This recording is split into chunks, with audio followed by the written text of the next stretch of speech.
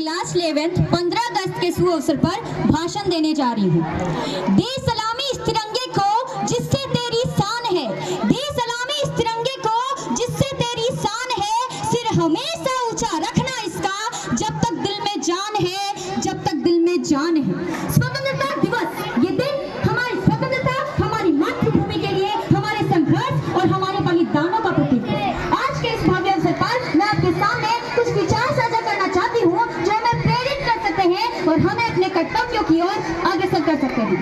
आज का दिन हम सभी को ये याद दिलाता है कि अगर हम इस देश के नागरिक हैं तो हमारे भी कुछ कर्तव्य हैं, अपने परिवार के लिए, अपने गांव के लिए, अपने देश के लिए, जो हमें कभी नहीं भूलनी चाहिए। ये 15 अगस्त यानी इंडिपेंडेंस डे हर वर्ष आता है, जिसको आज भी हम सेलिब्रेट कर रहे हैं, लेकिन हमें ये याद करने की जरूरत है कि आजादी हमें यूं ही नहीं मिली है। इस आजादी को प्राप्त करने के लिए हमारे देश के बहुत से स्वतंत्रता सेनानियों ने बलिदान दिया है। महात्मा गांधी, भगत सिंह, चंद्रशेखर आजाद, सुभाष चंद्र बोस और लाला लाजपत राय, ये सभी उन कई नामों में से कुछ नाम हैं जिन्हें हम जानते हैं।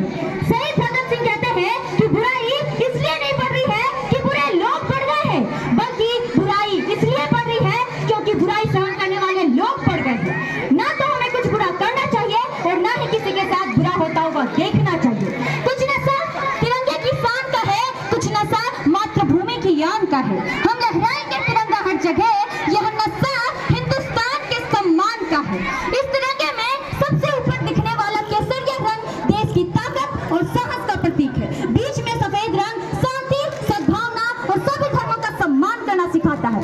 सबसे नीचे हरा रंग देश के विकास और समृद्धि का प्रतीक है। झंडे के बीच बना अशोक चक्र हमें निरंतर आगे बढ़ने के लिए प्रेरित करता है। भारत की संस्कृति को उसके झंडे में देखा जा सकता है। आज हम उन सभी महान स्वतंत्रता सेनानियों की वजह से खुली हवा में तो सांस ले रहे हैं, लेकिन कई मामलों में हम अब भी आजाद होकर के आजाद नहीं है। जब तक हमारे अंदर नफरत, एक दूसरे की बुराई करने की भावना खत्म नहीं हो जाती, तब तक ये कहना गलत होगा कि हम पूरी तरीके से आजाद हैं। हमारी स्वतंत्रता के मायने तभी सफल होंगे जब एक बच्चा भूख से तड़पता पेट भरने नहीं बल्कि पढ़ने के लिए स्कूल जाएगा, जब एक बच्चा तिरंगा लेकर सड़क पर बेचने नहीं बल्कि भारत का नाम कमाने जाएगा। हमारी बेटियां बिना डर के जिएगी, पूरे माँ बाप को हर आंगन में जगह मिलेगी, नौजवानों को नौकरियां, मजदूरों को दाम, गरीबों को काम मिलेगा, खाने को भरपूर अनाज मिलेगा। इन सब के लिए हम सभी को मिलकर बड़ी बड़ी बातें नहीं बल्कि छोटी छोटी कोशिशें करनी होगी। आज भी जब हम रानी लक्ष्मीबाई को याद करते हैं तब जुबान से यही निकलता है कि खूब लड़ी मर्दानी वह तो झांसी वाली रानी थी, क्योंकि वो अपने छोटे बेटे को पीठ पर बांध करके मैदान में उतरी थी।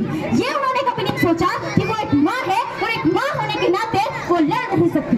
अपने बच्चे के साथ आज की महिलाओं को उनसे ये सीखना चाहिए कि वो किसी से भी कमजोर नहीं है। अगर वो ठान ले, अगर वो करना चाहे तो उनका महिला होना उनके सपनों के बीच कभी नहीं आएगा। वो जो चाहे कर सकती है, जो चाहे बन सकती है।